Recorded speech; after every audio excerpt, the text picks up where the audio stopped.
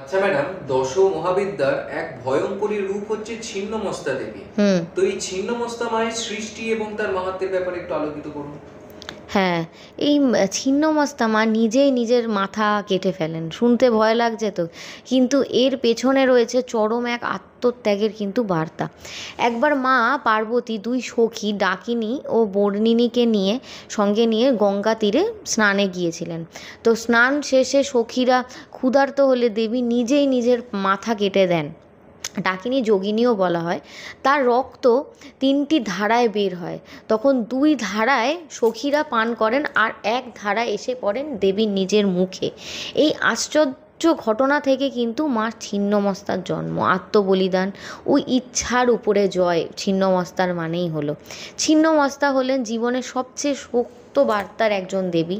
আত্মত্যাগ, কামের ওপর জয় ও অহংকারের মৃত্যু। তিনি বলির মাধ্যমে মুক্তি দেন।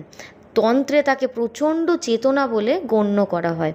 তো শাস্ত্রমতে যারা পুজো করতে পারবেন যে তারা হলেন যারা কামনা জয়ী হতে চান, কাম নিজের জীবন থেকে মানে পুরো দূরে রাখতে চান, উচ্চ স্তরের তান্ত্রিক সাধক যারা, যারা আত্মত্যাগের পথ বেছে নিতে সাহসী, তারা করতে পারেন।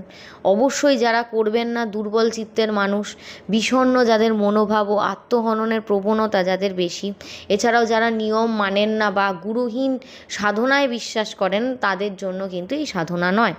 নিয়ম হচ্ছে অবশ্যই খুবই কঠোর নিয়ম, কঠিন তন্ত্রানুষ্ঠান করতে হয়। গুরুর অনুমতি ছাড়া একেবারেই নয়। শ্মশান বা নির্জন স্থানে সাধনা হয়। নির্ভীক, কামনাহীন, ব্রহ্মচারী উপাসক হওয়া কিন্তু দরকার। ভুল করলে যে যে বিপদ হবে, আত্মবিনাশী ভাব, আত্মঘাতী চিন্তা, এছাড়াও মানসিক বিকার হবে, শরীরের ভারসাম্য নষ্ট হবে, পরিবারে বিক্ষোভ, অলক্ষীর সৃষ্টি।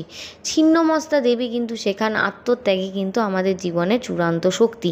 আত্মসংযম থাকলে কিন্তু জীবনের সব কিছু আমরা পেতে পারি। আত্মসংযম থাকলে তিনিই কিন্তু আমাদের চরম মুক্তি দেন।